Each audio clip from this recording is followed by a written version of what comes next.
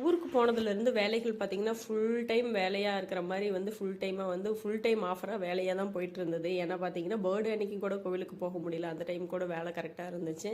சரி, பங்குனி உத்தரத்தப்ப நம்ம ஊரில் இருந்துட்டு முருகரை பார்க்காம இருந்தால் எப்படி, கோவிலுக்கு போயிட்டு வரணும் அப்படின்னு சொல்லிட்டு காலையிலே நேரமே கிளம்பிட்டோம். என்ன வேலை இருந்தாலும் ஃபஸ்ட்டு காலையில் கோவிலுக்கு போயிட்டு பார்த்துக்கலாம் அப்படின்னு சொல்லிட்டு கோவிலுக்கு கிளம்பிட்டோம். காங்கேயம் காசி விஸ்வநாதன் ஈஸ்வரன் கோயிலுக்கு தான் கிளம்பியிருந்தோம். அது பார்த்தீங்கன்னா கோயில் நாங்கள் போகிறதுக்கு ஒரு 4-5 நாளைக்கு முன்னாடி தான் கும்பாபிஷேகம் முடிஞ்சது. கரெக்டாக நாங்கள் ஊர்லேருந்து வரக்கு 2 நாளைக்கு முன்னாடி கும்பாபிஷேகம் முடிஞ்சிருந்தது. அதுவும் ரொம்ப வருஷமாக வேலைகள் நடந்துட்டு இருந்தது. ஈஸ்வரன் கோயிலுக்குள்ளே போகவே இல்லை. சரி, வேலைகள் முடிஞ்சுட்டு நம்ம வீட்டுக்கு பக்கத்தில் நம்ம ஊரில் இருக்கிற கோயிலுக்கு போகாமல் இருந்தால் எப்படின்னு சொல்லிட்டு அங்கேயே முருகர் இருக்கிறாரு, அதனால் போய் அங்கேயே சாமி கும்பிட்டுலான்னு சொல்லிட்டு காலையில் நேரமே கோவிலுக்கு வந்துட்டோம். வரையில் பார்த்தீங்கன்னா அந்த குளத்தை சுற்றி அந்த இதெல்லாம் ஆல்ரெடி நாயன்மார்கள்னு சொல்லிட்டு 64 நாயன்மார்கள் சொல்லி ஆல்ரெடி வீடியோஸ்லாம் நான் பார்த்தேன். அதெல்லாம் எங்கடா கோயிலுக்குள்ளே பண்ணியிருப்பாங்களோ அப்படின்லாம் நினச்சிட்டு இருந்தேன். அப்புறம் பார்த்தா குளத்தை சுற்றியும் அந்த இதெல்லாம் பண்ணியிருந்தாங்க. நல்லா இருந்தது பார்க்கறக்கு. ஆனால் பட் நாங்கள் போவையில் பார்த்தீங்கன்னா குளத்தை சுற்றி உள்ளே போய் பார்க்கறக்கு இல்லை, குளமெல்லாம் உள்ளே பூட்டியிருந்தாங்க. உள்ளே எதுவும் மேலேருந்து அப்படியே பார்க்குற மாதிரி மட்டும் இருந்தது.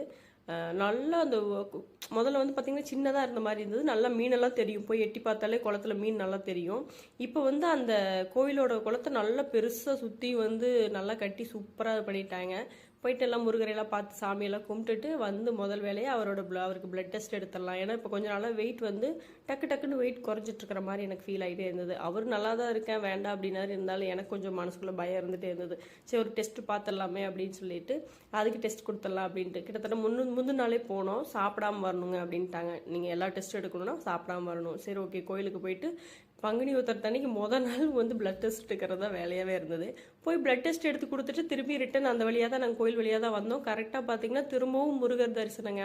எதிர்பார்க்கவே இல்லை. இது ரொம்ப சந்தோஷமாக இருந்தது. அந்த கோயிலுக்குள்ளே போய் சாமி கும்பிட்ற விட நாங்கள் போயிட்டு திரும்பி ரிட்டன் வீட்டுக்கு வரும்போது இந்த முருகரை பார்க்கல எனக்கு அப்படியே மனசுக்குள்ளே ரொம்ப சந்தோஷமாக இருந்தது.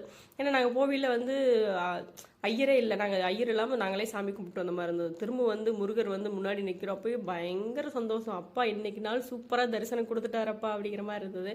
எல்லாம் முடிச்சுட்டு அன்னைக்கு பார்த்தீங்கன்னா சுந்தரஜனாவோட அம்மா கொஞ்சம் உடம்பு சரியில்லாமல் இருந்தாங்க. சரி, அவங்கள போய் பார்த்துட்டு வந்துடலாம். ரொம்ப நாளாக உடம்பு சரியில்லாமல் இருக்காங்க. சரி, இருந்தாலும் நாங்களும் போகலான்னு போகவே இல்லை. சரி, போயிட்டு வந்துடலான்னு கிளம்பி போனோம். ஆனால் வெயிலுங்க மண்டை பொழக்குது. போகிற வழியில் ஜூஸு ஃப்ரூட்ஸு இந்த மாதிரி சாப்பிட்டுட்டு தான் போகிற மாதிரி இருந்தது. சாப்பாடே சாப்பிடணுன்னு தோணல. பார்த்தீங்கன்னா ஃபஸ்ட்டு ஒரு கரும்பு ஜூஸ் குடித்தோம். அதுக்கப்புறமா மறுபடி ஃப்ரூட்ஸ் இந்த மாதிரி வாங்கி சாப்பிட்டுட்டு கிளம்பிட்டோம். இன்றைக்கி நாள் பார்த்தீங்கன்னா வண்டியிலேயே போயிடுச்சுங்க.